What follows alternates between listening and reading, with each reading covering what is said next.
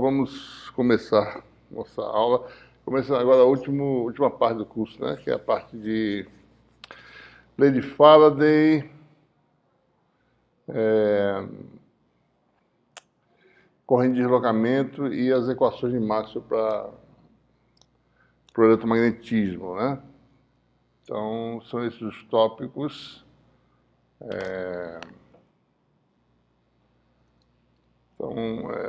Ou seja, essa parte final do curso, né? Vai ser basicamente a lei de Faraday, que faz a conexão entre campos variantes do tempo, uma conexão. Uma segunda, a gente na realidade já viu, tá certo? A gente agora vai explorar essa segunda conexão, que é a corrente de deslocamento, né? É um conceito que surge do princípio da conservação da carga, que a gente já formulou. Esse princípio tem consequências que a gente vai ver agora, certo? E, então, nessa parte final, a gente termina com as equações de Maxwell para o eletromagnetismo, né? Na forma geral, para campos dinâmicos, em geral, certo? E com isso a gente conclui esse curso, né? Primeiro curso. E o curso em sequência consiste em aplicar essas equações de Maxwell, ver quais são as consequências, né? Propagação de ondas e assim por diante, certo? Especificamente hoje, a gente vai falar sobre essa lei de Faraday, né? Observada por Michael Faraday no meados do século XIX, né, 1800 alguma coisa, perto do meio do século, mais ou menos, certo? E com isso a gente vai poder quantificar a energia magnética, né? Algo que a gente não fez antes, né? A gente falou em magnetismo, mas não falou em energia, certo? A energia magnética. E a gente vai ter também o conceito de indutância, que é o correspondente do magnetismo à capacitância na eletrostática, né? Então a gente precisa de algo associado a variações no tempo dos campos para poder conceituar esse parâmetro que também serve para campos magnetostáticos, certo? Vou fazer um exemplo aí, né? Vou fazer um exemplo de cálculo de indutância, por exemplo. Como é que faz, certo? Vale lembrar que a nossa referência para essa aula é o capítulo 6 do livro, texto, né? O e-book não está mais sendo utilizado. O que Faraday procurava, né, fazendo seus experimentos, certo? Inclusive, recomendar a vocês lá no site da disciplina, eu vou botar um link, tá certo? Que tem um documentário interessante sobre Faraday, né? Sobre a sua atuação, né, na construção do eletromagnetismo, né? E o interessante é que ele não tinha educação formal, certo? Ele não estudou como o pessoal estudava, né? De fazer graduação, né? Depois fazer filosofia, né, avançada, certo?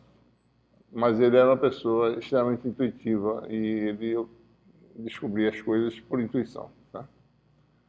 E se tornou, na verdade, reconhecido pela Sociedade Real de Londres, né? Depois disso, por causa dessa intuição dele. Então, se vocês forem ver o documentário, mostra esse aspecto, certo? Mas o que ele fazia, ele estava tentando buscar uma conexão entre... Uma vez que corrente elétrica gera campo magnético, ou seja, uma vez que corrente elétrica gera magnetismo, né? Um fio percorrido por corrente gera um campo magnético, certo? Ele queria saber se magnetismo gerava corrente. Queria saber se um campo magnético gerava corrente. Então ele tentava fazer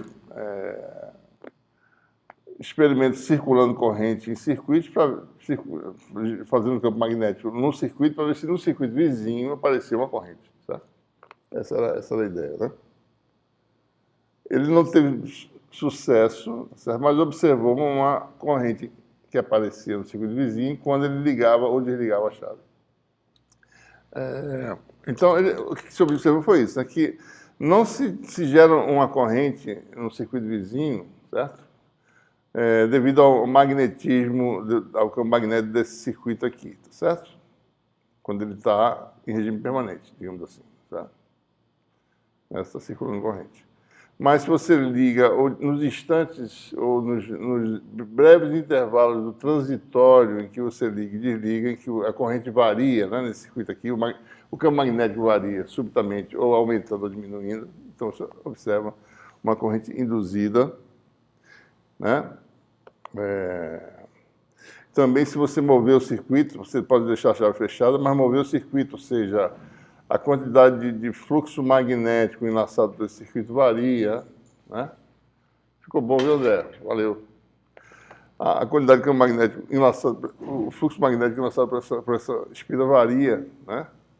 Se você aproximar ou afastar. Se você tem variação de fluxo enlaçado, tem uma corrente que aparece, né?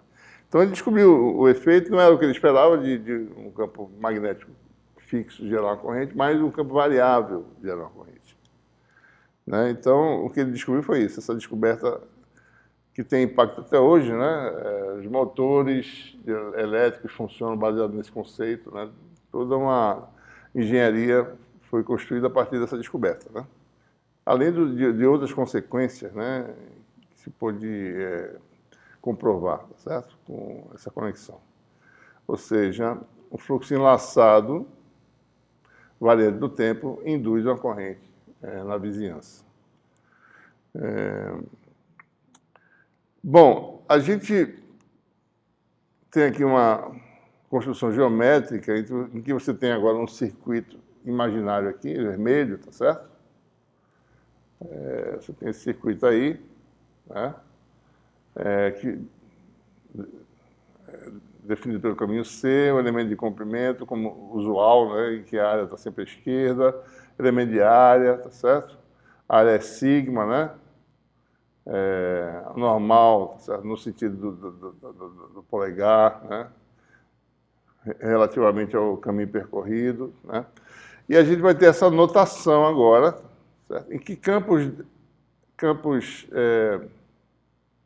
de corrente contínua, ou seja, campos produzidos no regime estacionário ou por cargas estáticas, vão ser essas letras retilíneas, tá certo? E, D, B, H, J, Rho, né?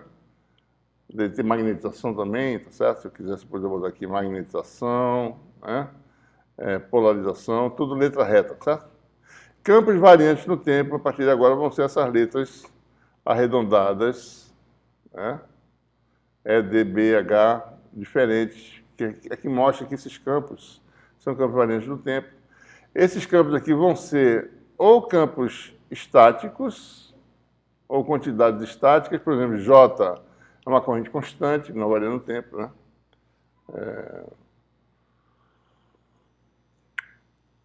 Ou, como a gente vai ver no segundo curso de eletromagnetismo, essa mesma representação de letras retilíneas vai ser utilizada para fasores vetoriais, né? Números complexos vetoriais, né? Mas são sempre são parâmetros vetores que não dependem do tempo. Esses aqui são independentes do tempo, esses aqui são quantidades dependentes do tempo, arredondadas, né? Então, a lei de Faraday, como originalmente observado, é que a força eletromotriz induzida num circuito, que é a integral de linha do campo, né, que seria zero, né, no regime estático, né, a força eletromotriz, que é a diferença de potencial entre dois pontos quaisquer desse circuito, que é a circulação do campo elétrico, certo? Não é mais zero agora, certo? Depende de haver uma variação no tempo do fluxo enlaçado. Então, a força eletromotriz, representada por essa letra F, né, é proporcional à taxa de variação do fluxo magnético enlaçado pelo circuito. Isso aqui é um parâmetro K, né? Dimensionalmente, se a gente for ver a dimensão de K é adimensional, certo? O parâmetro adimensional é só uma constante aqui, né? Como é que essas coisas são medidas, né? Então, é bom entender a lei original, certo? A força eletromotriz, né, é a circulação do campo elétrico no sistema de referência da espira, certo? Então, você está aqui na espira, mede a circulação do campo elétrico desse sistema de referência. Tá? O fluxo enlaçado, né, é a integral de superfície de B de sigma, onde B é um campo que existe, né, aí no espaço. Tá? Ou varia no tempo ou não, depende. Né? E isso é medido no sistema de referência do laboratório. Por que a gente está falando isso? Porque pode ser que essa espira esteja em movimento, por exemplo. Tá? Então, o campo é o campo na espira e B é o campo no laboratório. Tá? Então, por exemplo, se essa espira estiver em movimento, dois tipos de variação podem ocorrer. Um, porque quando você desloca a espira, você tem uma variação de fluxo, porque o campo varia no espaço, né, o B. E a outra que é, por exemplo, se a espira estiver parada, mas o B estiver variando no tempo. O fluxo pode variar por causa disso. Tem duas possibilidades. Tá? Então, é importante ver essa diferença. Né? Então, pode-se mostrar, a gente não vai fazer essa demonstração, certo? Antes de falar isso, deixa eu só falar sobre o sinal, né? Que eu esqueci de falar. Aqui é o sinal que aparece. Por que é negativo, né? Certo? Ou seja, o que acontece aqui? Se o fluxo estiver aumentando, né? No sentido para cima, digamos aqui, tá certo? A tensão induzida, a diferença de potencial, ou a circulação do campo elétrico, chamada FM induzida, certo? É tal que a corrente circula nesse sentido aqui. Né? Quando a corrente circula induzida, circula nesse sentido, quer dizer que ela produz um fluxo, produziria, né? Para cima, tá certo? Se fosse positivo o sinal. Né? Acho que eu falei errado, né? É o contrário. Não é que a corrente vai para cima, mas se o sinal fosse positivo, então com um aumento de fluxo, eu produziria uma circulação, uma corrente circulando nesse sentido e aumentaria o campo no mesmo sentido do campo aplicado, certo? Quer dizer que eu geraria um campo que aumenta, tá? Então esse sinal diz que a corrente induzida, na realidade, não é no sentido favorável ao aumento do campo, mas no sentido desfavorável. Então, a tendência é que haja um campo de oposição ao campo aplicado. Se o campo tende a aumentar, enlaçado pela espira, né, produz uma reação, certo? Além de, na verdade é isso, a reação à variação de fluxo. Faz-se uma circulação de campo, tá certo? De corrente, que produz um campo que se opõe ao campo aplicado. Por que isso? Porque se fosse favorável, né, se eu aumentasse ainda mais, eu estou criando energia, certo? Cada vez mais, certo? A energia vai aumentando, né? Estou gastando energia, a energia está aumentando, aumentando, aumentando. Aumenta sempre, certo? Né? À medida que vai aumentando o campo, vai aumentando a energia do sistema. Então, a tendência é que a tendência de qualquer sistema é impedir que a energia aumente, certo? Né? A tendência é essa. Né? Qualquer sistema tende a impedir. Então, é mais ou menos isso aqui é a lei de Lenz, tá certo? Que a corrente é induzida, né, na forma de promover uma redução do campo total, ou seja, de impedir um aumento espontâneo da energia magnética do sistema. Né?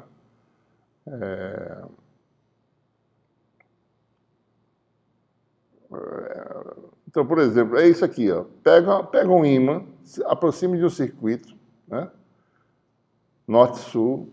Então, o circuito vai produzir uma corrente que fornece equivalentemente dois polos, né, que repelem o ímã, certo? Ou seja, nessa configuração desse ímã se aproximando, né, a circulação seria nesse sentido, porque o fluxo está aumentando para lá, né? Então você produz uma corrente que se opõe e produz um norte-sul ao contrário, que repele o ímã, né? Certo? Como nessa ilustração, certo? Então, essa é a lei de Lenz, tá certo? Muito bem. Bom, então, continuando. Essa constante K não é arbitrária, certo? Porque a lei original é essa aqui, né? A força eletromotriz induzida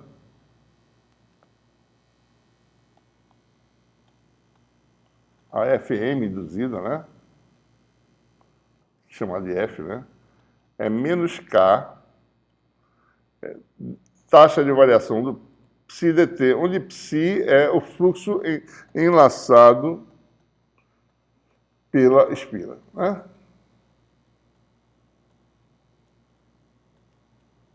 em um B redondo, tá? B pode ser variante no tempo, tá certo? A taxa de variação total. Esse cara não é arbitrário, né? Pode-se mostrar, ele não vai mostrar isso, porque é uma demonstraçãozinha que não é difícil de entender, mas demoradinha, tá certo? Pode-se mostrar que esse parâmetro aqui é, como eu já falei, ele é adimensional, se a gente fizer análise, né?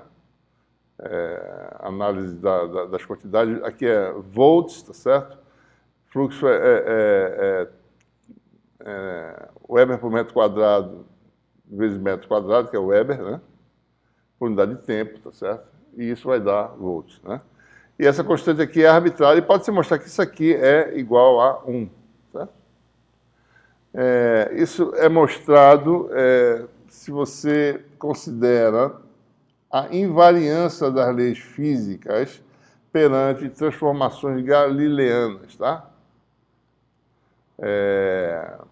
Você tem sistemas de referência distintos, em que a origem de cada sistema se desloca com a velocidade v, né?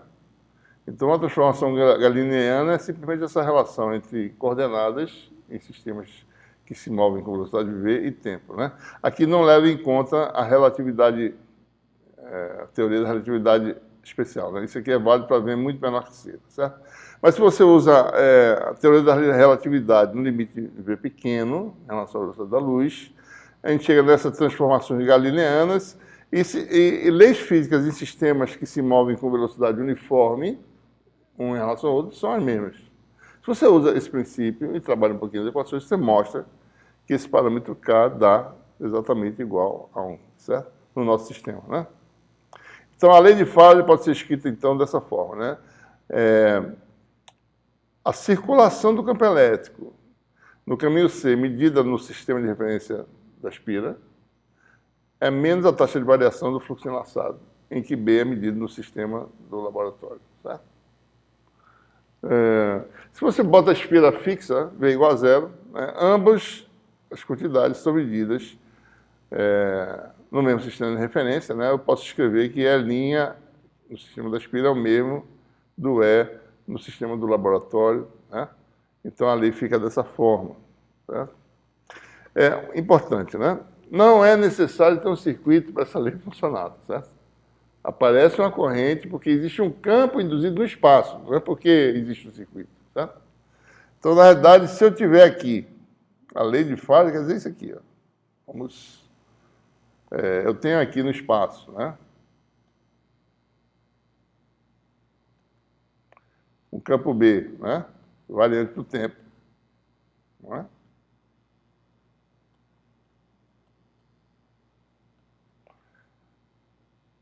É uma opção de tempo, coordenada e tempo, né? Certo? O campo está variando, né? Eu não estou no laboratório agora, né? Então, se eu pegar um caminho imaginário aqui, fechar, certo? Existe um campo E, também de xt, induzido, que é diferente de zero. Certo? Basta ter um campo variando no tempo. Então, você tem um campo E variando no tempo. Em vários pontos, tá certo? Vai ter um campo que varia no tempo e no espaço, né? Se B varia no tempo, eu induzo um campo e eu posso calcular essa circulação, né, medindo a taxa de variação menos a taxa de variação do fluxo, né? Eu tenho um campo. Não precisa ter um circuito. Se eu coloco um circuito no lugar, vai ter uma corrente circulando, tá? Mas não precisa ter um circuito no lugar, né? Bom, e agora a gente está pronto para falar sobre... A gente já tem a lei de Faraday, né? Existe uma nova equação agora, né? Então vamos só relembrar aqui, tá certo? Nova equação que antes era...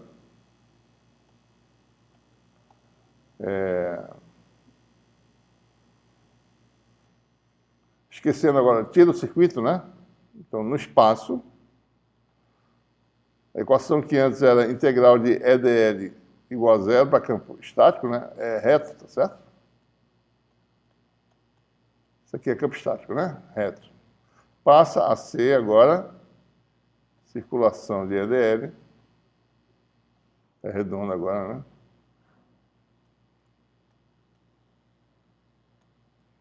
igual a menos a taxa de variação total de B de sigma, né? B redondo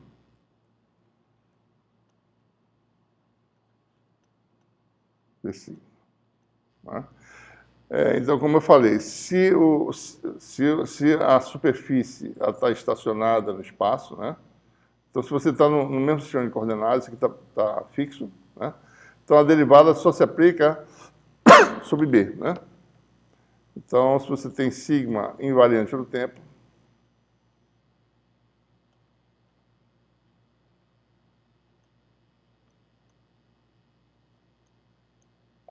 né? Então, você tem que essa integral se transforma em essa equação aqui, né? Integral de EDL igual a menos d sigma dB dt, né? Derivada parcial, tá? Porque B depende das coordenadas e do tempo. Se tiver circuito se movendo, se você precisa calcular a FM induzindo o circuito que se move, você tem que pegar a derivada total, como está aqui. Tem que levar em conta tanto a variação no tempo de B, como a variação de tempo do circuito, né? Ele vai se movendo e vai vendo um gradiente de campo aí, certo? Cada vez diferente, né? Bom, por que é necessária a lei de Faraday para a gente poder entender a questão da energia magnética, né? Porque qualquer variação de corrente no circuito produz um fluxo enlaçado por esse circuito que varia no tempo, e esse fluxo produz um campo induzido que produz a corrente de reação. Tá? Então, por exemplo, se eu tenho um circuito, né, eu quero determinar qual é a energia magnética desse circuito em que circula uma corrente I. Aplico atenção, ele está circulando uma corrente I. Como é que eu faço para determinar a corrente? Né? Eu faço da seguinte forma, eu vou aumentando a corrente do zero até chegar nesse valor final I. Tá? Mas eu tenho que levar em consideração que em cada etapa do processo, à medida que eu vou aumentando a corrente, né, eu causo uma alteração de fluxo enlaçado no circuito. E isso produz, a fonte reage com uma corrente induzida, né, que altera essa energia. Ou seja, a gente tem que obedecer essa lei aqui. Ó. Toda vez que o fluxo enlaçado variar, né, você tem uma taxa de variação de πdt, aparece uma FM induzida, né, se houver essa variação no tempo do fluxo enlaçado, certo? Então, se você tem um incremento de corrente ΔI na corrente, aparece uma variação de FM igual a F, né? E a corrente muda para I', certo? Se a corrente mudar na verdade é isso, se eu variar o meu estado, certo? Do valor I para o valor I mais ΔI, então a fonte tem que suprir uma tensão adicional, né?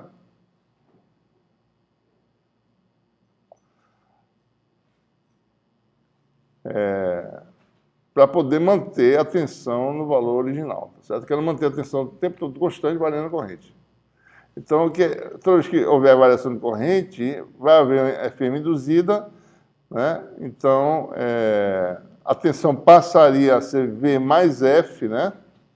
Então, a fonte tem que suprir um incremento de tensão que é menos F para cancelar isso aqui. Certo? Nesse processo, a gente sempre vai aumentando, né? E a energia vai sendo suprida pela fonte para esse aumento. De que forma? Dessa forma aqui. Então, a fonte, né, ela supre energia uma taxa, que é taxa de variação da energia armazenada no tempo, I vezes esse ΔV que ela incrementou, certo? Né? E ΔV igual a menos F, né? Como a gente falou.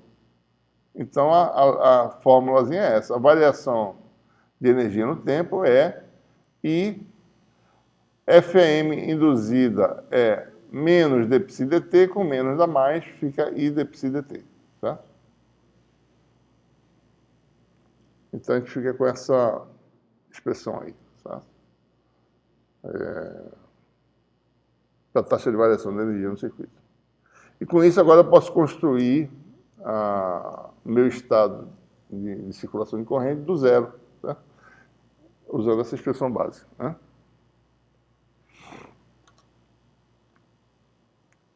Opa, fui bater aqui atrás.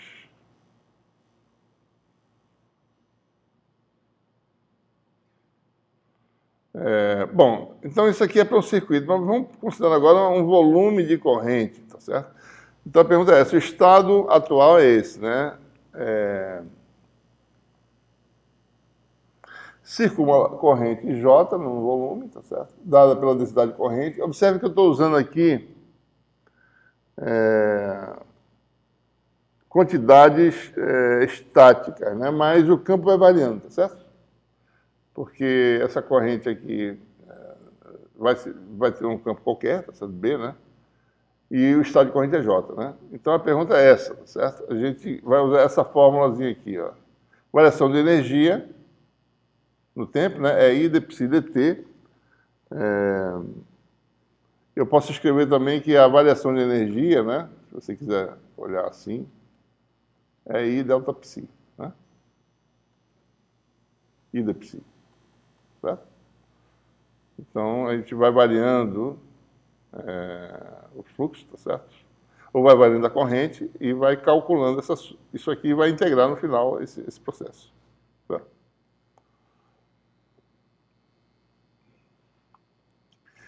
Então, se a gente for olhar, né, você tem um volume de corrente, na realidade esse volume de corrente é constituído, né? Observe que a gente está falando de corrente estática, tá? Certo? Ele está falando no regime estático, mas a gente vai construir isso variando as coisas no tempo aos poucos, certo? Mas então no regime estático. No regime estático de corrente estacionária, a densidade de corrente ela sempre forma circuitos fechados, certo?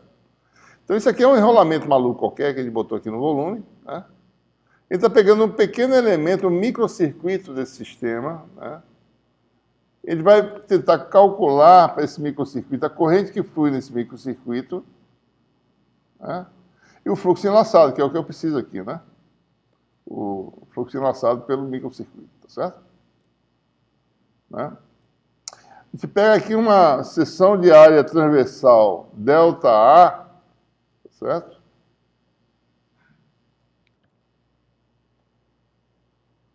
Tá grosso aí, né? Tá vendo aqui. Espessura.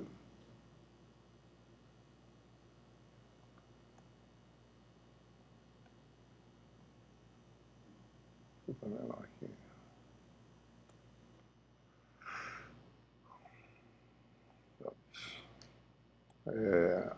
Área transversal ΔA, delta maiúsculo, tá certo? Elemento de comprimento DL, a gente está falando de diferenciais, né? Diferencial de área, delta maiúsculo, diferencial de comprimento é DL. Para uma área delta A atravessada, tem-se uma corrente delta I, né? Então você tem aí elemento de área, tá certo? Deveria usar um outro elemento, talvez um delta, mas para não carregar demais, que é normal, aqui está o ds, né? Pode ser um ΔS, se vocês quiserem, tá certo? Daí tem um terceiro diferencial. Diferencial da área do tubozinho de corrente, diferencial de comprimento, tá certo? E o diferencial de área, né? Então, se a gente for olhar esse enlace diferencial, esse microcircuito, tá? A gente quer calcular, bom, qual é a energia desse pequeno microcircuito aqui, qual é a variação de energia para uma variação de corrente ΔI, né? Para uma corrente circulante ΔI, né?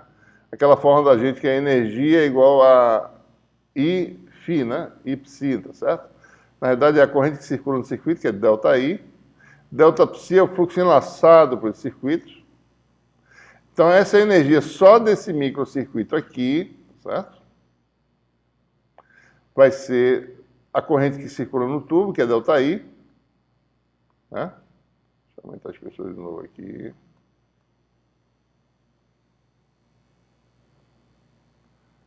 Vezes o fluxo enlaçado. Bom, o fluxo enlaçado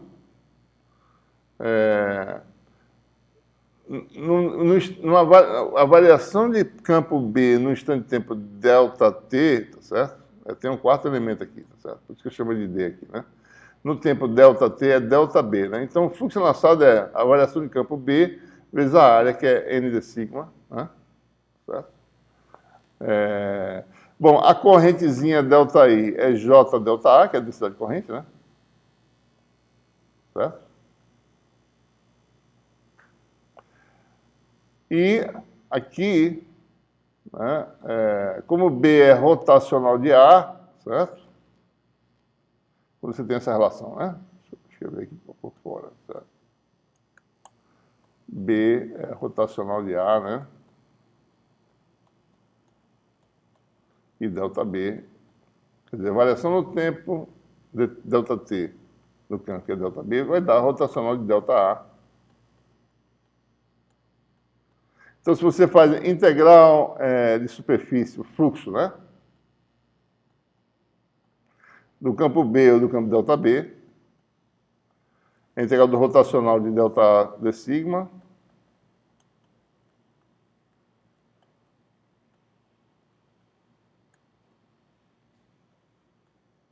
e pelo teorema de Stokes, isso aqui é a mesma coisa que a circulação de A, ou de ΔA, que é o caso aqui, né? No caminho dl, certo? Tem o caminho dl lá que é integral do vetor ΔA, certo? Ou de A, né? ΔA é um pedaço de A, tá certo? Então dá isso, né? O fluxo pode ser calculado dessa forma, né? Então você fica com essa variação de energia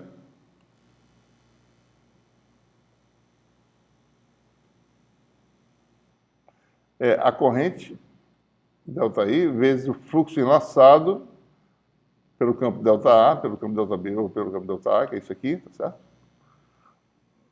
E daí você bota agora ΔI igual a J ΔA, joga para cá, você fica com essa expressão, né? Então vejam, essa é a contribuição desse microcircuito como um todo, tá certo? Eu posso agora saber, bom, e qual é a contribuição só desse elementozinho aqui de volume, né? Então eu tiro, tá certo? Eu vou para o elemento diferencial, que é dl, certo? Então ficaria como, né? Isso aqui daria J, aliás, desculpe. Então, para um elemento de volume ΔV, chamar de ΔV, esse elementozinho aqui, tá certo? ΔV, delta maiúsculo. Eu estou usando delta maiúsculo aqui, tá certo? Para ΔV, você vai ter uma energia que é um pedaço dessa energia toda, certo? É um delta disso, né? Que vai ser, pegar só a parte diferencial, que vai ser J, ΔA, dl, escalar, ΔA, potencial vetor, certo? Pronto. E a gente agora pega a natureza vetorial que está no dl e joga no J, certo? Porque eles são colineares, né? Eu orientei de forma que o dl fosse na direção do J, certo? Então, se você for fazer, isso aqui vai dar ΔA, dl, dá ΔV, que é o volume diferencial. O vetor vai para J, fica vetor J, ΔA. Então, fica essa expressão aqui, certo? Contribuição do volumezinho ΔV, que é ΔA vezes dl, essa parte aqui, delta de delta WB, né? Certo? Igual a diferencial de volume, J delta A. Essa é a fórmula que a gente precisava, tá certo? Então, esse deltazinho aqui é a diferencial, né, de energia devido a uma variação no tempo do estado do sistema, certo? E esse delta é associado ao diferencial de delta maiúsculo de volume, delta minúsculo tempo, ou variação de energia, né? Certo? Então, por isso que a gente precisa da lei de Faraday, a gente precisa calcular essas variações, tensão induzida, quando você varia a corrente, para você poder calcular corretamente a energia, você vindo de estado em que a corrente é zero, então em estado em que a corrente é I, né? Então,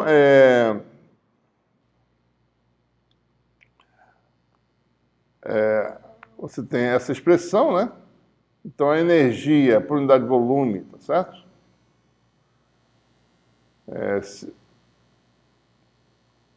Devido a um volume ΔV, né? É isso aqui, tá certo? J ΔA, que é esse termo aqui, né? E a energia total é a integral de volume dessa quantidade. Então, você tem uma integral em que você está variando o estado do sistema, né? Imagine que corrente produz potencial vetor, tá certo? Mas eu posso dizer, bom, potencial vetor produz corrente, né? Então, eu estou variando o estado de um valor A igual a zero até o valor final. Calculo essa integral aqui nesse espaço, que a gente chama de espaço de estado, certo? E daí integra no volume, né? Então, esse aqui é o ponto de vista de quem? Da fonte, né? Por isso que a gente fala ponto de vista da fonte, porque explicitamente aparece a densidade corrente, a integral só existe onde tem densidade corrente. Se você integrar fora do volume de corrente, isso aqui dá zero, né? Então, isso é, por isso que é chamado ponto de vista da fonte. Como é que é essa integração aqui, essa integral de linha que aparece aqui, né? Observe que ele não está no espaço geométrico, tá certo? Não é integral de linha tradicional de espaço geométrico, né? O espaço é o espaço em que as componentes no sistema de coordenadas são as componentes do vetor A. Então, ele está aqui no espaço de estados, tá certo? Né? Está fazendo integral de linha desse tipo aqui, ó. Você vai do valor inicial de A até o valor final, certo? O valor final, AF, segundo uma trajetória que você vai alterando o estado do sistema até chegar nesse estado final. Então, esse espaço aqui não é espaço geométrico, mas um espaço em que as componentes, né, são as componentes de A, certo? X, Y, Z, né?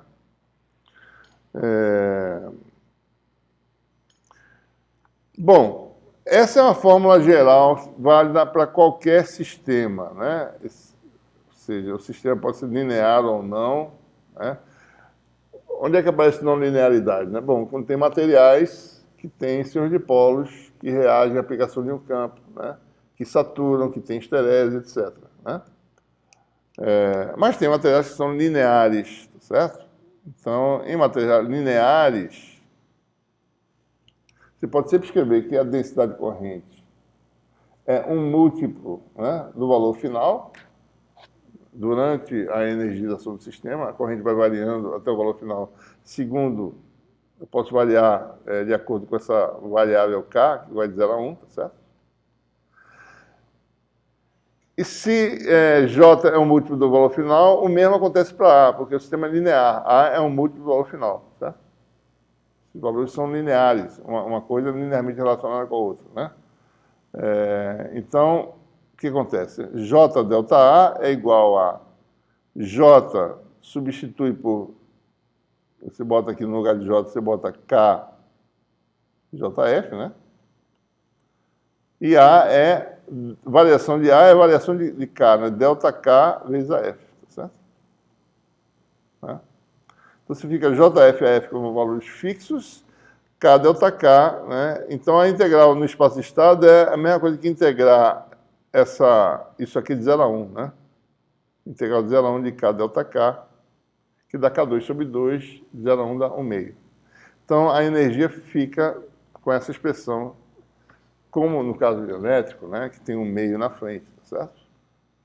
1 meio de dV JA, né? Deixa eu só observar aqui.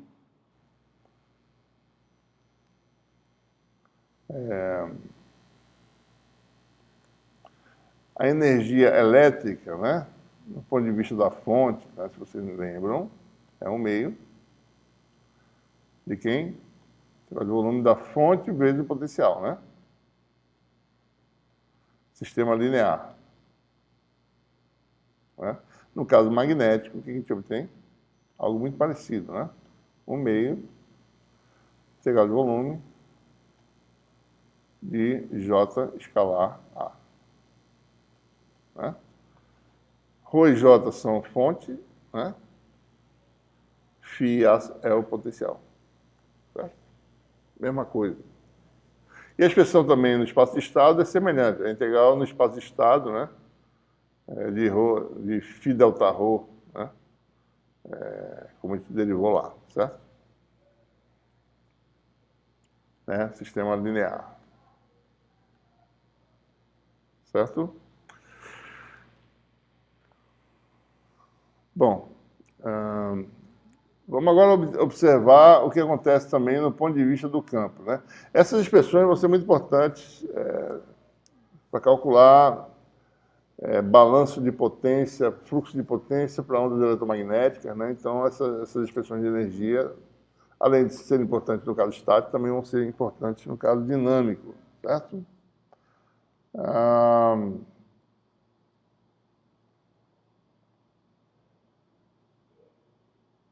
Bom, a gente pode transformar essa integração original aqui, tá certo? No espaço, essa é a forma geral, né? Um sistema qualquer, tá certo?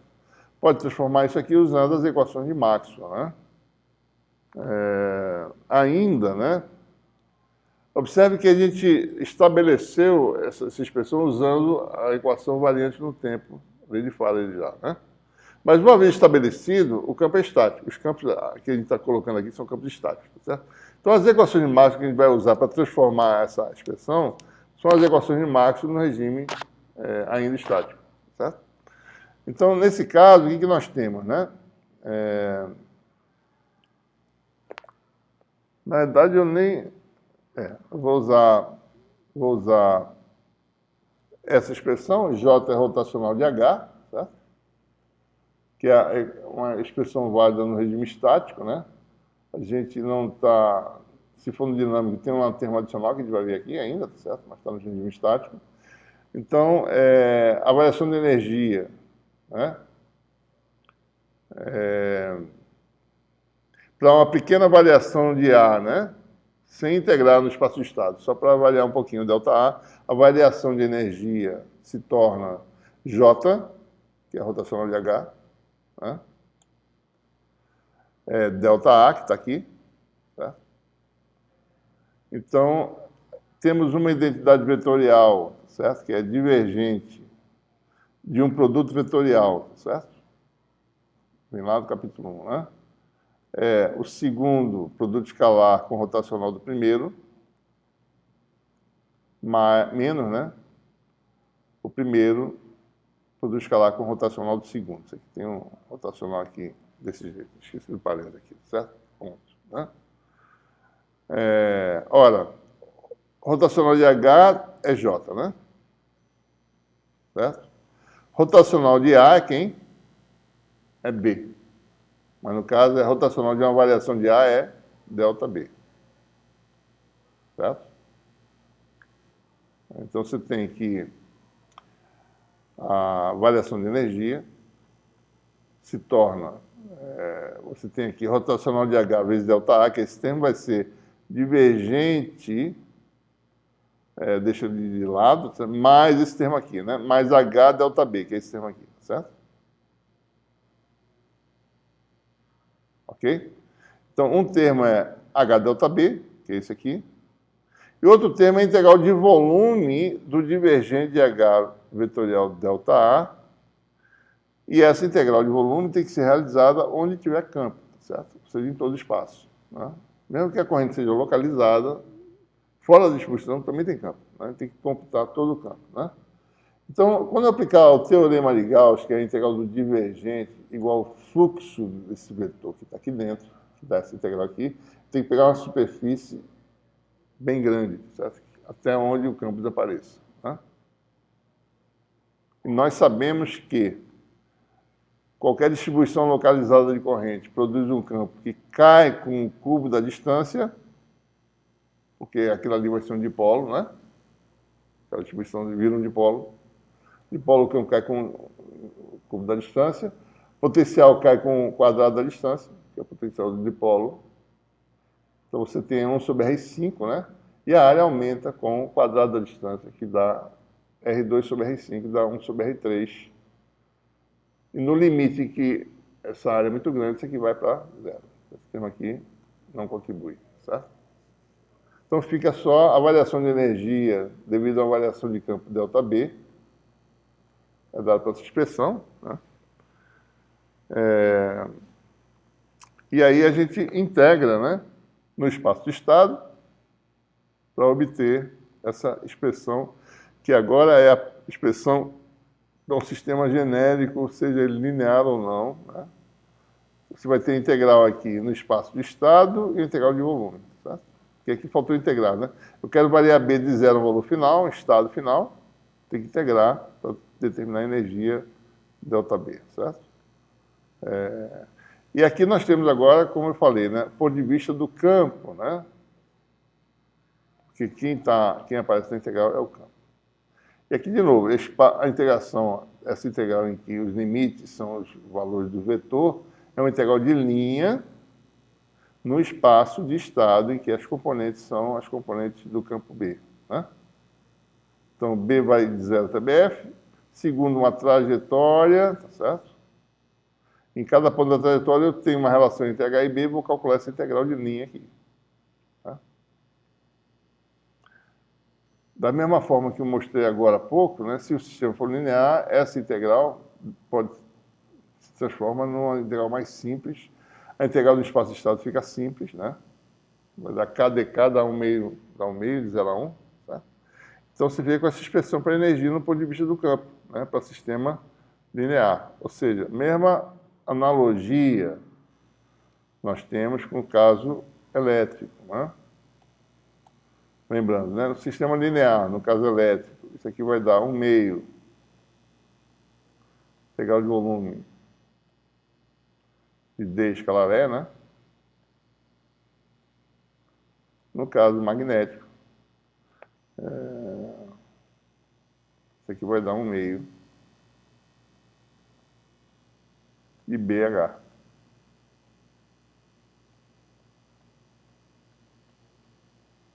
Certo? E a gente tem agora a energia magnética. Total analogia, né? Os campos que aparecem, DE e BH, certo? Ok.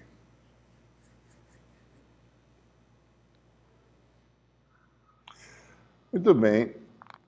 Vamos agora falar sobre um conceito importante, né? Que pode ser utilizado para medir acoplamento entre circuitos, né? Opa, danado é isso aqui, rapaz. Doidou, foi.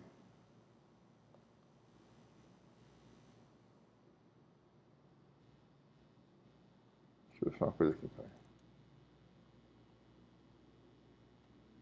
Tudo. Deixa eu só aumentar aqui.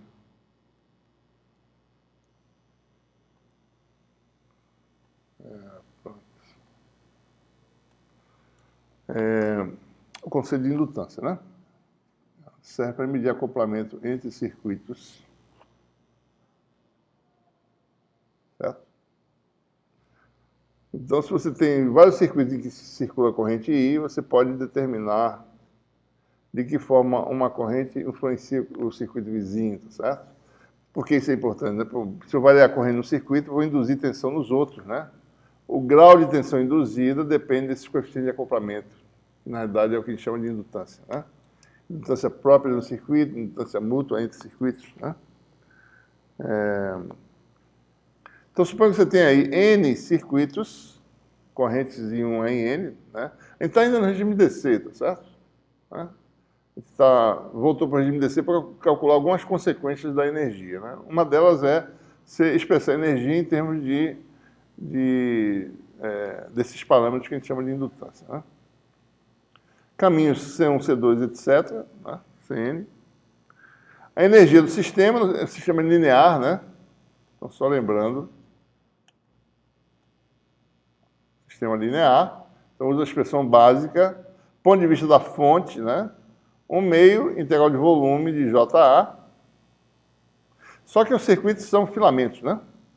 Então, essa integral de volume, que é nesse volume todo, tá certo? Ela vai dar zero em todo canto, menos nos filamentos. Quando você chega no filamento, o JdV vira IdL, né? É isso? Então, eu tenho soma de contribuições aqui, certo? O meio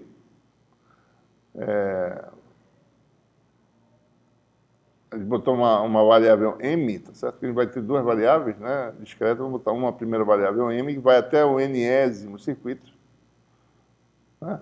Então, em cada circuito a corrente é constante, sai do integral, onde fica a integral JdV da IDLA, né? DL, A no mésimo circuito, tá certo? Cálculo da circulação de A no mésimo circuito. Se xm é a coordenada de um ponto no mésimo circuito, a gente observa novamente, né? A circulação de A, porque B é rotacional de A, dá diretamente o fluxo enlaçado, né? Porque é a integral de B de sigma. Quem é B? B é o campo total, certo? Enlaçado por quem? Bom, pelo mésimo circuito. Então, o campo total integrado na área do mésimo circuito, certo?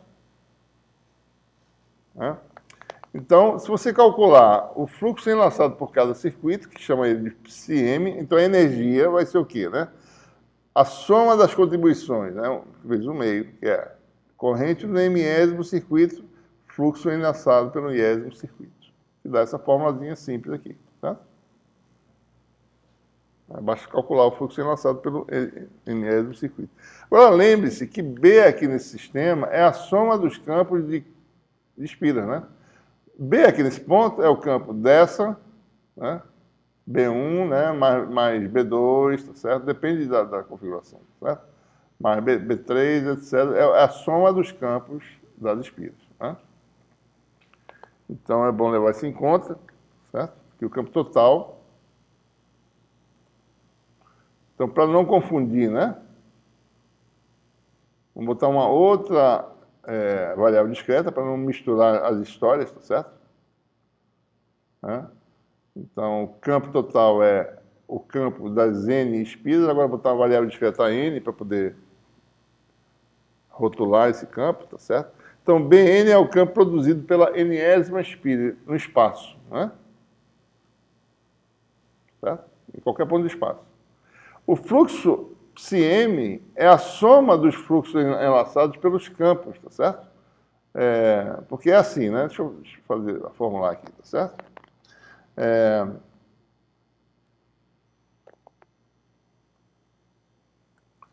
O fluxo enlaçado pela mésima circuito, espira, certo? Integral na superfície aberta, na mésima espira, de sigma, vezes B, né?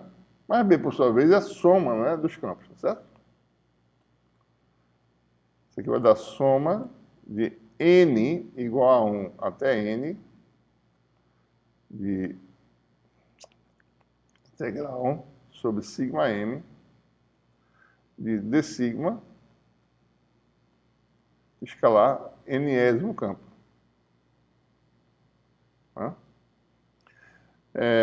Então, isso aqui é o fluxo enlaçado pela enésima espira devido ao enésimo campo. Tá certo? Isso aqui, na realidade, é o fluxo que a gente vai chamar de psi enlaçado pela mésima espira devido ao enésimo campo. Né? Então, o fluxo enlaçado pela mésima espira como um todo é a soma, né, de N igual a 1 até N maiúsculo desse psi m n, que é essa quantidade aqui, tá certo? Ora, o campo da enésima espira, pela lei de Biot-Savart, vamos escrever aqui, tá certo? É integral na enésima espira, no caminho da enésima espira de quem, né? μ0 e N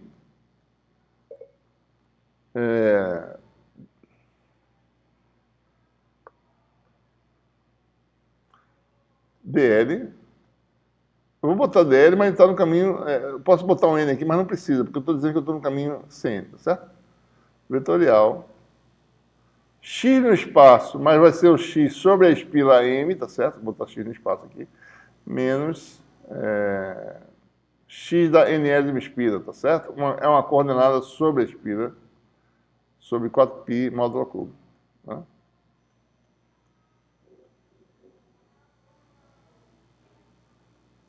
Certo? Essa fórmula zona aí, Biot-Savart, né? Campo da enésima espira depende de quem? Da enésima corrente. Né?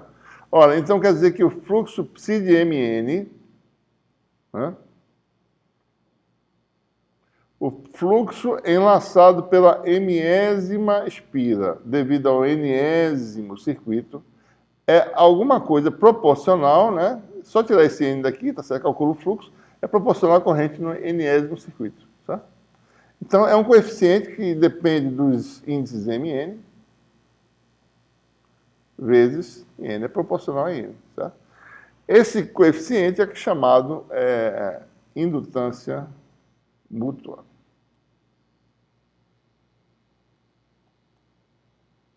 É pegar esse campo, certo? Tira o N, pega essa expressão e integra na outra área da mésima espira e calcula esse coeficiente, esse parâmetro aí, que depende da geometria, né? Indutância mútua.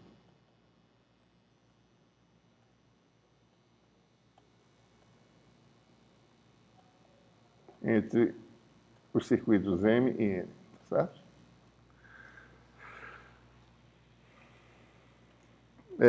Se a gente for olhar dimensionalmente, né?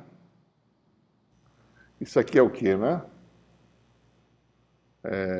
Weber. Isso aqui é ampere.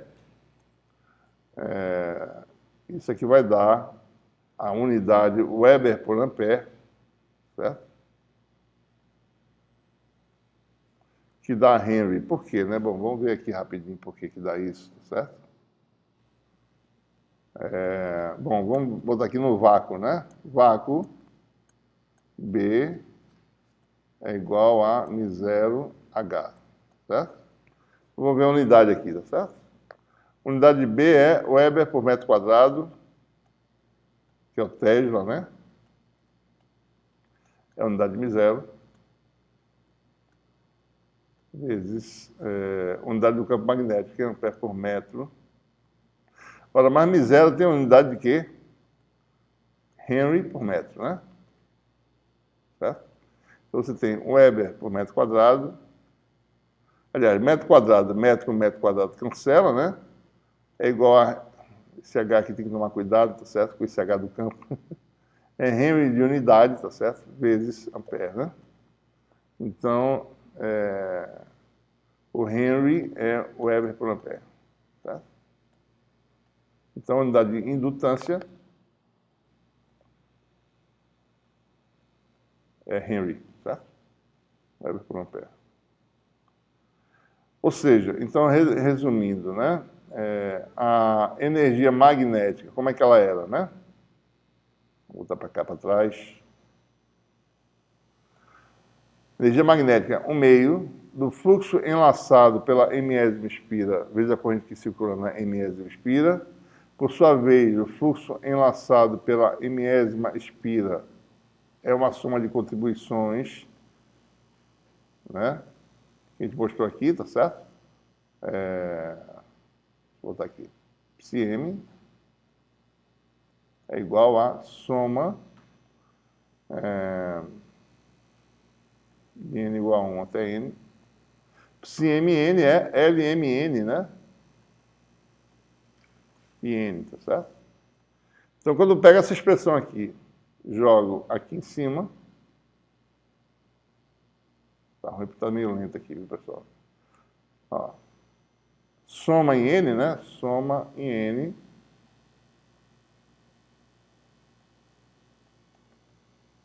Certo? Vai dar L em M, N e M em N, né? Então você obtém esse resultado final aqui, certo?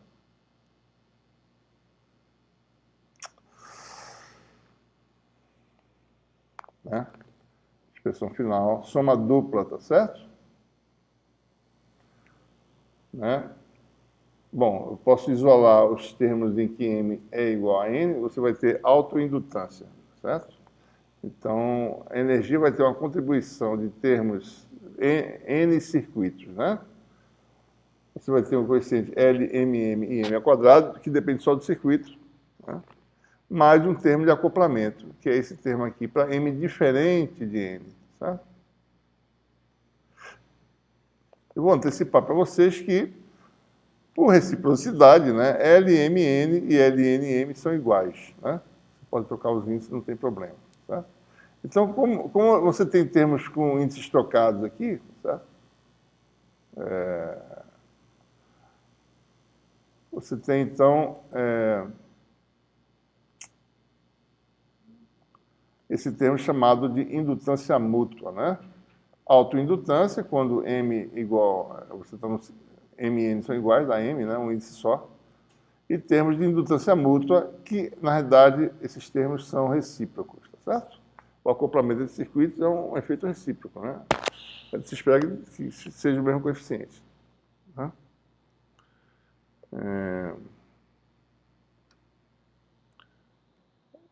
Bom, vamos verificar essa questão da indutância, né? Vamos obter a expressão para indutância agora, tá certo? Qual é a expressão para indutância mútua ou própria, né?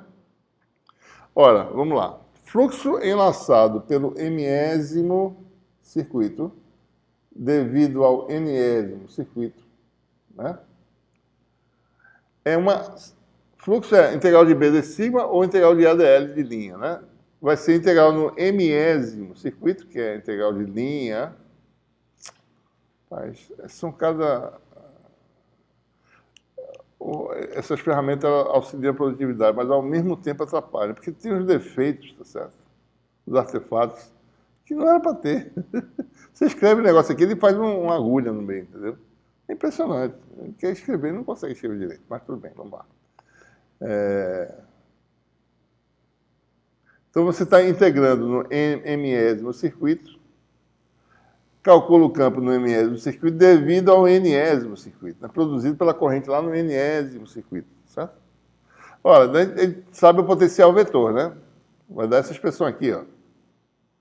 Potencial vetor no mésimo circuito devido ao circuito N, né? É aquela fórmula que a gente conhece, a corrente do circuito N, elemento DLN, 4π, diferença das coordenadas, que são variáveis, certo? Xm varia no circuito M, Xn varia no circuito N, né? Você está botando aqui só para saber de quem está falando aqui, certo? Então, o fluxo vai ser quem, né? Integral de linha dessa quantidade que está aqui. Então, você vai ter integral de linha em Cm e em Cn, né? E que aparece essa expressão, tá certo? É simples, né? Miséria em N, daí aparece o produto escalar DLM com DLN, e aparece um módulo que é invariante perante a permutação de Xm e Xn, né? Como o fluxo enlaçado pelo mésimo circuito devido ao nésimo circuito é a indutância mútua, vezes o corrente no nésimo circuito, eu jogo isso aqui, certo? Então esse N aqui vai sumir, tá certo? Com esse N aqui, ó. Eu fico com a expressão para indutância mútua ou própria também, né? Tanto faz, certo? LMN é integral, são duas integrais de linhas aqui, tá certo? Com produto escalar no meio aqui, ó. E observe que essas integrais de linhas, não, se eu trocar os índices, eu tenho o mesmo resultado, certo? Né?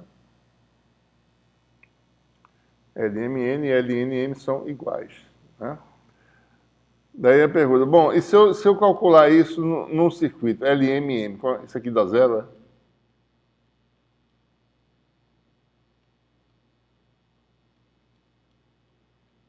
Não dá zero, porque pode até dar zero em algumas situações, tá certo? Mas não no tempo todo, né? Se quando está num circuito, fica difícil calcular a indutância se você botar um filamento de espessura de tamanho zero, certo? Não é, sempre vai dar uma singularidade, né? Tem que levar em conta o tamanho finito do fio, tá certo? Que a corrente no centro do fio é zero, que ela aumenta linearmente, como a gente já calculou antes, né? Mas se o fio for filamento zero, fica impossível calcular. Tem que realmente levar fisicamente em conta o tamanho do fio, certo? Mas só para vocês saberem, a integral, como é que ela é feita, né? E essa integral vai ter um valor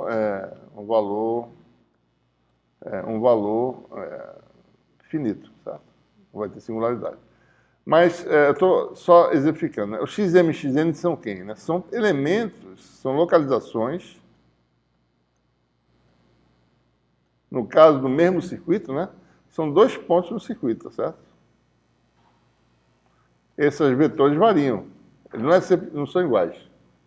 Um varia independente do outro, certo? Você está integrando no circuito xm e xn, né? Certo?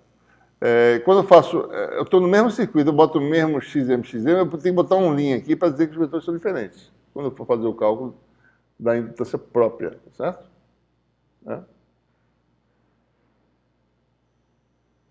Certo? Ou seja, não é sempre xm igual a xm', né? Um varia, outro varia. Ocasionalmente eles se encontram, tem o mesmo valor, vai ter uma singularidade lá, né? Mas quando a distribuição ela é distribuída, essa singularidade ela não vai causar singularidade na integração, certo? Bom, então isso mostra que L é recíproco, né? LMN e LNM são iguais. Bom, o que nós temos aí, né? Então, com isso, né? Voltando, né? A expressão para energia de uns N circuitos, né?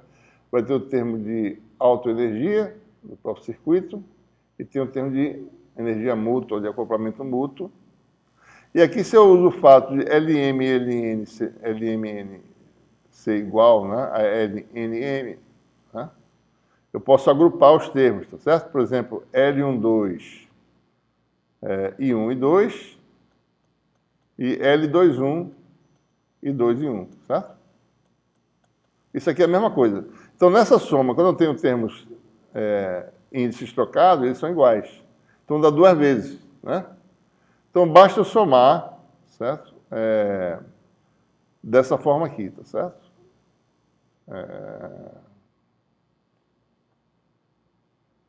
Essa soma vai dar duas vezes, né?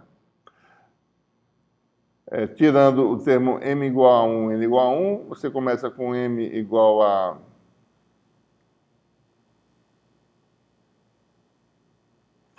m igual a 2, tá certo? E n menor do que m, né? Na outra soma, tá certo? Então fica duas vezes, né?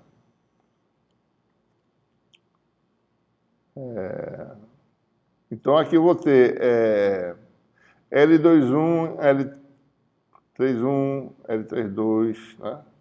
E assim por diante. Certo? Não vou ter nenhum termo aqui que m é igual a n, né? M é diferente de n, certo? Então a gente pode escrever dessa forma a expressão para energia. A gente não vai usar muito isso aqui, mas só para a gente ter uma ideia, né? Na parte acho que vocês fazem máquinas elétricas, talvez, né? Não sei. Máquina elétrica, né? Não. Que é obrigatório com a cadeira. Conversão de energia, né? Talvez. Eu acho que tem esses acoplamentos de circuitos, né? Essas expressões aí. Certo? Bom, e quando você tem um circuito simples, você pode calcular a energia usando a indutância, calculando a energia do sistema, tá certo? A energia você pode calcular no ponto de vista do campo, e daí você extrai a indutância, né? Por exemplo, um circuito em que um circuito simples, tá certo? Em que a corrente é I, a energia do circuito vai dar 1 meio de L2, né? Se a indutância é L, vai dar 1 meio de L2. Tá? Então, o que você precisa calcular para calcular a indutância no circuito para calcular a energia, ou a indutância, você calcula a energia do circuito, faz circular uma correntinha no circuito, calcula a energia armazenada, divide pelo quadrado da corrente que você tem indutância. É uma forma de calcular. Uma outra forma de calcular é calcular fluxo enlaçado, que é muito complexo. Tá? Calcular fluxo enlaçado de corrente distribuída é algo muito complicado. É mais fácil de calcular energia e usar essa expressão. Tá? Por exemplo, né? Considere o caso de um cabo coaxial. Ele quer saber, bom, qual é a indutância de um cabo coaxial por unidade de comprimento, né? É sempre unidade de comprimento, certo? Porque a energia do cabo, se ele tiver sob corrente I, seria infinita, digamos assim, né? Certo? Energia é infinita porque o comprimento é infinito, o volume é infinito, né? Então a gente pega o comprimento do cabo, calcula a indutância, divide pelo comprimento. Se a corrente está distribuída uniformemente na seção transversal, certo? De acordo com a densidade JAZ, constante, em que a corrente é uniforme distribuída, é a corrente I que vai pelo condutor central, né, sobre a área, volta por aqui também a corrente de retorno, né? A corrente volta, tá certo? No sentido oposto, né? Então aqui você tem a corrente voltando aqui na malha de terra, tá certo? Distribuída aí, né? Essa lâmina, dando uma corrente total I também, certo? Então vai aí no condutor central e volta aí pela malha de terra, né?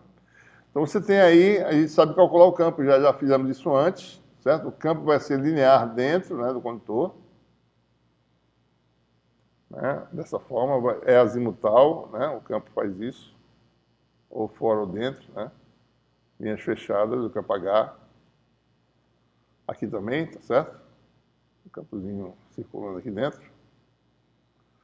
E o campo é dado por linear dentro do condutor, aumenta com a coordenada radial, né? Que é a distância na direção perpendicular ao eixo Z, a distância em cilíndricas, J0R sobre 2,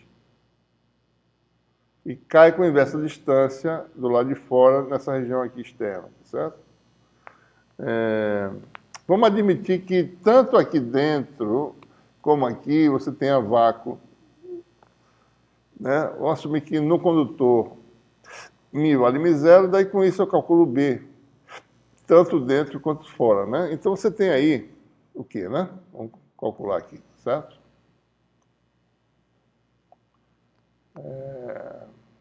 Vamos calcular a energia.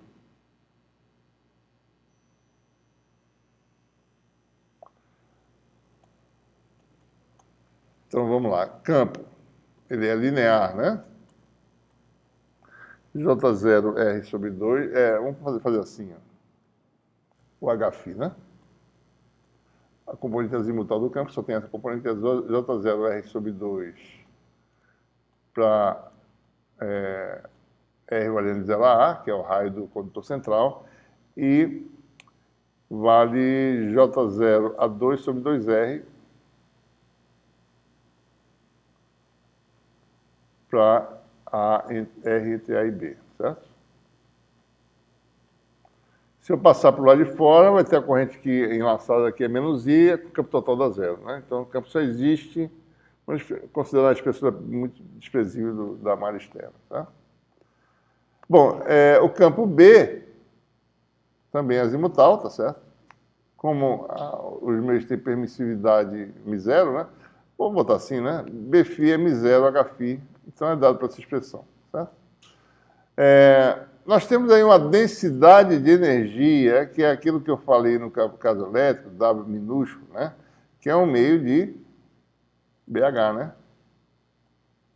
Que a integral da densidade no sistema linear vai dar energia, certo? A integral dessa quantidade aqui dá energia. Bom, a densidade de energia aqui seria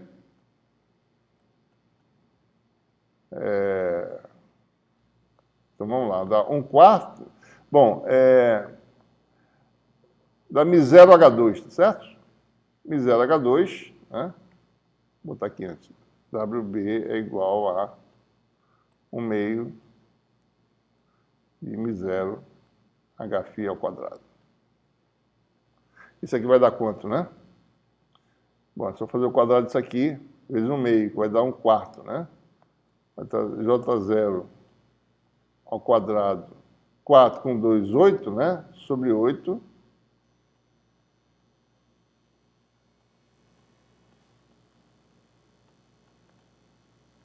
Certo? J02, R2 sobre 4 sobre 2 dá 8, e aqui dá J02 ao quadrado A4 sobre 8 R2. Que está embaixo, tá? Entre A e B, né?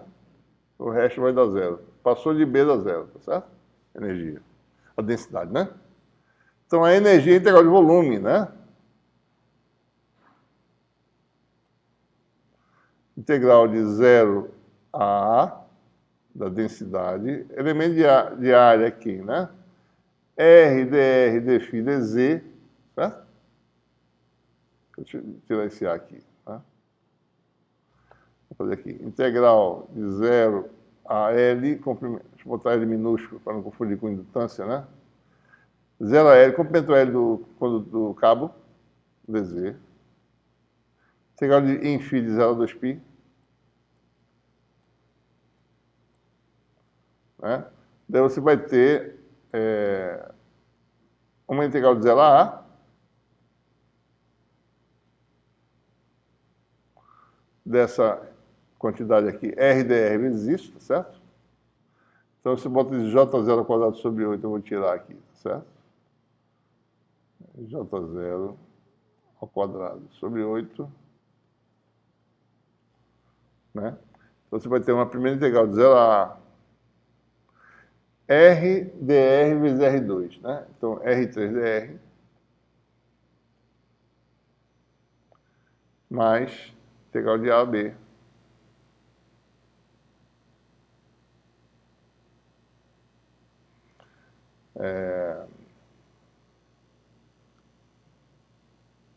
Tem um A4 antes, né? Deixa eu tirar esse A4 aqui da integral. Mas A4,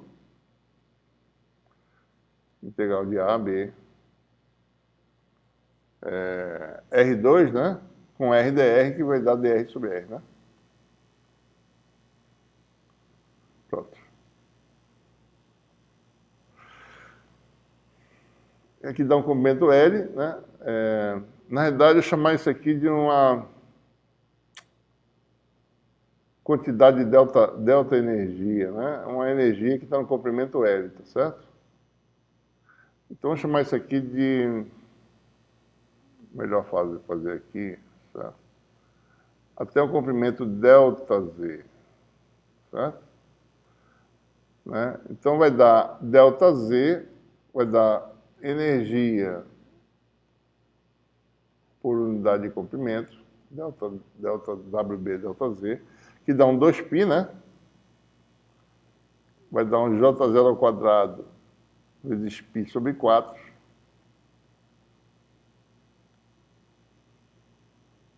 Certo?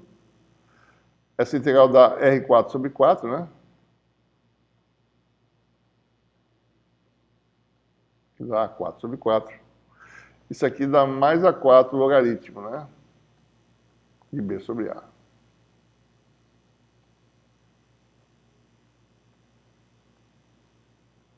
Né? Ora, em termos da corrente I, porque a gente precisa... A energia é L2, né? Então, vou transformar em termos da corrente. Ora, J0 é corrente sobre área, né? E J0 ao quadrado dá I2 sobre π2 a 4. Então, quando eu jogar aqui dentro, esse A4 aqui vai embora, né? π2 fica um π embaixo, tá certo? Tá certo isso aqui? Tá. Tá, né? Tem esse 4 aqui fora, né?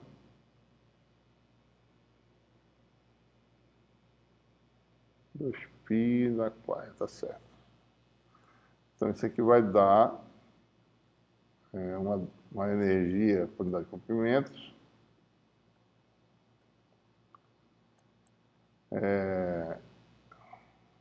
Que dá I2, π com π2 dá π embaixo, 4π, né? O A4 cancelou, vai ficar 1/4 mais log de B sobre A. Certo? Ora, isso aí é o quê? É 1/2 da indutância no comprimento, né? Da indutância desse pedaço aqui, que é um ΔL, tá certo? I2, né? Você vai tirar então o I2. Esse 2 vem para cá, fica 8π, certo? Está faltando miséria aqui, né, pessoal? O tempo todo eu esqueci aqui. Energia, a gente perdeu miséria aqui. Misero, certo? Misero.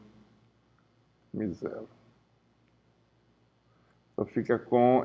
então eu tiro aqui a indutância, multiplicar por 2. A indutância do comprimento lá vai ser misero sobre 2π, né? 1/4 mais o log de B sobre A. Certo?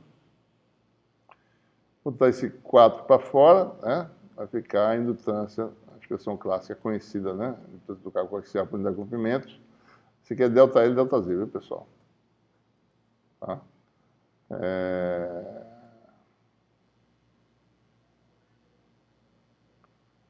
A energia, né? Seria ΔL, se fosse a energia total, seria ΔL, né? Então, isso aqui é ΔL, ΔZ e 2, certo? A fórmula seria isso aqui, na realidade, né? Energia é L2, energia por unidade de comprimento é indutância por unidade de comprimento corrente ao quadrado. Vai ficar μ0 sobre 8π, 4 em evidência, vai ficar 1 mais 4 log de B sobre A. Certo? E aí a gente pode diferenciar, tem dois termos aí. Um é devido à parte interna, que é esse aqui, ó, energia interna do condutor, né? Então você tem a indutância interna por unidade de comprimento, chamada de ΔL, ΔZ, né? Por unidade de comprimento, que dá um número constante, não depende de nada, né? Só depende disso aqui, ó, μ0 sobre 8π. E a indutância externa, por unidade de comprimento, dá μ0 sobre 2π log de B sobre A, né? Externa, ou seja, devido à energia que está do lado de fora do condutor central. Né? Certo? Só para ilustrar como a gente calcularia a indutância de um sistema, né, energizado de corrente I. Certo? Calcula energia e obtém indutância.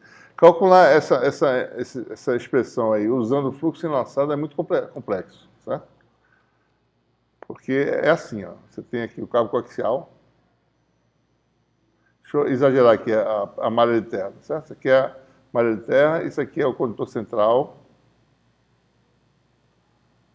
Aí tem outra malha de terra aqui embaixo, certo? Vou botar aqui, mais ou menos. Né? Tá aqui por baixo.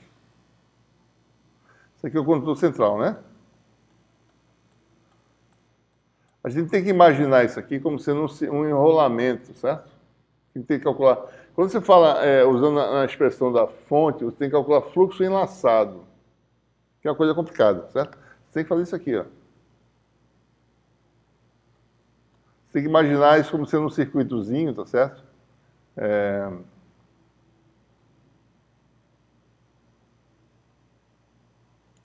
Algo assim.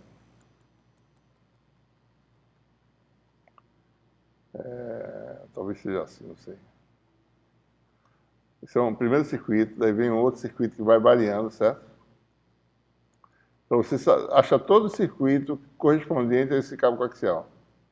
E vai achando, você vai integrando, distribui, é como se fosse um enrolamento distribuído e calcula esse fluxo enlaçado. É super complicado, certo? Tem que realmente ver como é que é esse enrolamento para poder calcular direito, certo? Mas com energia é super simples de calcular, né? Calcula energia, um meio de L2, está resolvido o problema, certo? Ok, bom, eu acho que é isso que a gente tem para falar hoje, né? A gente só tem mais uma aula, certo? Desse capítulo 6, e a outra aula é exercício. A gente conclui o capítulo 6 já na próxima aula, certo? Então, qualquer dúvida, perguntem, viu? Até a próxima.